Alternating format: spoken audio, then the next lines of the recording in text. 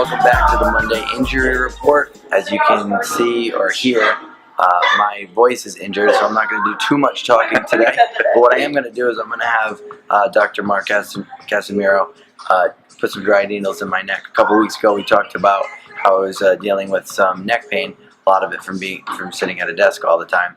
So I'm going to go in the back with Mark, and I'm going to have him do a little dry needling session on my traps.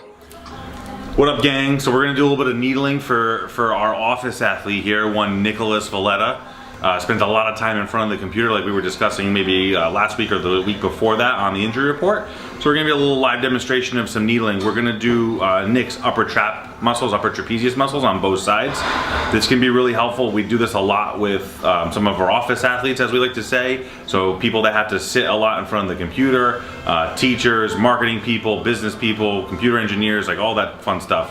That can cause a lot of stiffness and crankiness, if you will, is a scientific term I like to use for those upper trap muscles. So we're using the needles to try to get that to be a little bit more relaxed, a little bit less stiffness for Nick, and hopefully a little bit less pain. All right, we already prepped the area, so anyone who's watching me that does needling, I already prepped the area. I washed my hands, we got the gloves on, we already prepped the area for some alcohol swabs. So we're gonna go in there and just get it, all right? We're gonna grab that upper trap muscle.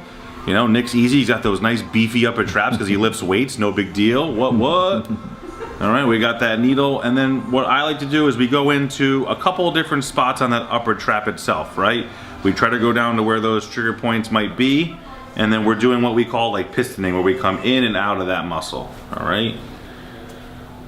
And then we look for usually a muscle twitch. So we want that muscle to contract.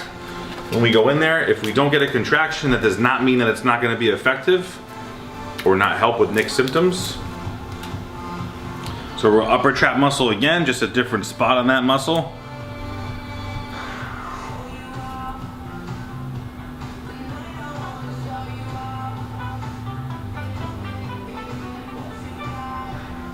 You okay, Nick? I'm good. Sweet, and that's dry needling. We're gonna do that same thing on the other side as well. Easier, nothing's easier than that. Okay. Cool. All right, guys, so we're gonna do the other side. Nick was just asking me what kind of common muscles do we needle a lot in the clinic here. So upper trap is a big one, like I said, for a lot of those office athletes, but you also get some of those upper extremity athletes. So gymnasts sometimes need some needling for their upper traps with the shoulder issues. Baseball players, softball players, you know, definitely the same thing. We've even had some track and field, you know, shot putters or javelin throwers. Sometimes they get a little cranky up here. They may need some needling. Another common area that we do it is glutes. So we might do it into those hip muscles a little bit. You might have like a tendinopathy in the glute or bursitis in the hip that could benefit from needling. Or even if you just have generalized low back pain, you might get a little bit of benefit from that needling. So upper traps again. We're gonna go in, we go to that appropriate depth.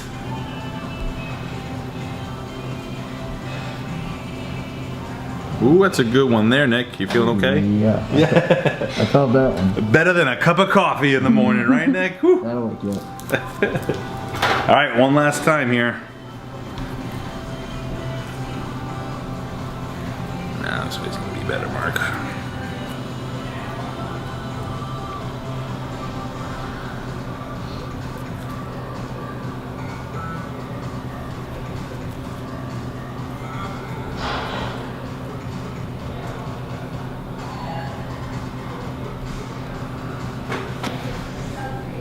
Cool, man. And that's it. All right, we're back, and I'm feeling really good after that dry needling session. Thank you very much, Dr. You're welcome. Mark. You're welcome. It's whatever I can do to help, you know. And now we're going to talk about some injuries. So the Bruins, they're dealing with a few. You had Wagner, who broke his forearm when he got hit with a shot. And we have Zdeno Chara, who did not play Game 4. But now they have 11 days off before the final start. So talk about those two injuries and what you think might happen with those two players. So I think Chris Wagner is the easy one. We'll start with him because I think he fractured that arm. I think he's going to be done for the Stanley Cup Finals with a fracture. You're looking at 6 to 8 weeks of healing time minimum. Sometimes it can last a little bit longer. It can even go 8 to 12 weeks depending where it is. They would have to put a big brace on it. He wouldn't be able to receive checks or give checks or be really physical with that without fear of re-injuring it, kind of like what we saw Gronk a couple years ago with his forearm woes with that stuff. So I think, unfortunately, Chris Wagner is probably going to be out for the rest of the playoffs, which is unfortunate because he was really starting to pick it up those last couple games. Zdeno Chara is, I think, a different situation. I think they didn't really need him that last game. He was dressed. He came out. He took pictures with the team. He was there. He traveled with the team, which is always a good sign. If it was something a little bit more serious, he probably wouldn't have been traveling with the team. So I think that is good news for the Bruins. I would expect him to be ready for Game 1 of the Stanley Cup Finals. I obviously don't think he's 100%. He must be dealing with something. He got hit in the skate with that puck. Going back to Game 3 against the Hurricanes. So it could have been something going on with that they wanted just to rest him. They didn't really need him. I think he's got 11 days off, like you just said, Nick, which is going to be helpful for him to rest up and get as close to 100% as he can. But I would fully expect him in the lineup Game 1 against either the Sharks or the Blues, wherever the Bruins end up playing. Are you rooting to see either of those teams more than the other? So I would pick the team with the worst goaltending, which I guess is San Jose. So maybe San Jose because they have a weaker goaltender. But honestly, that doesn't matter to me. I mean, I think the Bruins, the way they're playing, they could beat anyone right now as long as they stay hot. So I'm just looking forward to the first Game 1. I'm tired of waiting around. I think I'm going to go against you. I'd rather see the Blues. San Jose scares me a little bit. Fair enough.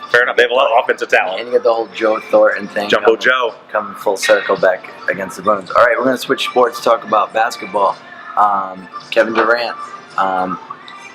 Going to miss Game 4, but they're saying could be available for maybe Game 5, Game 6. Do you think he does come back this series, or do you think, seeing they're already up, are they up 3-0 right now? Yeah. Do you think they just save him for the finals? I do. I think that'd be the smart thing. I mean, I still don't even know how we'd be able to participate in the finals. To my knowledge, I just don't understand how a basketball player comes back from a strain in his calf muscles in 4 weeks, 6 weeks. Usually that takes 8 weeks, 6 to 8 weeks, and then you gradually get back into those sports. Obviously we know with basketball they're doing a lot of running and a lot of jumping, which is a lot of calf musculature. Those demands on the calf muscle are very, very great in that sport. I just don't know how he's going to be able to really perform at a high level consistently over the course of the NBA Finals. So if they finish out this series, they'll be able to get a little sweep. They'll get a little bit of time off. We know how the NBA schedules the finals games. They have a lot of days off in between games, so maybe he gets in there mid-series, Game 3, Game 4.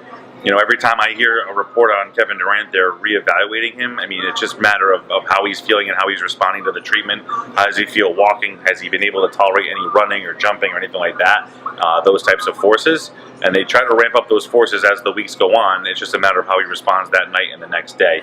So we'll just have to kind of wait and see kind of what comes out day by day. But in my personal opinion, I think he's done for the playoffs. I don't know how he's going to be able to participate at a high level that he's used to playing at. I just don't know. Yeah, and I think with how high of a level Milwaukee's playing right now, if they can somehow, if they make it to the finals and play against the Warriors and somehow take Game 1 and 2 or one of those two, maybe they do more of a push to bring him back. But I mean, even the Warriors without Durant are still the Warriors. Yep. They've won without him before. So it'll be interesting to see, but we'll keep an eye on that and all the other sports injuries that could possibly be going on. As always, if you guys have any questions out there, leave them in the comments below, and Dr. Mark and I will talk about them next week. Thank you very much for joining us. And like I said, I'm feeling good up in my traps right now for that dry needling. Appreciate it. You got it, my man. Nice. All right, everybody, have a good week out there. Peace, everybody. Peace.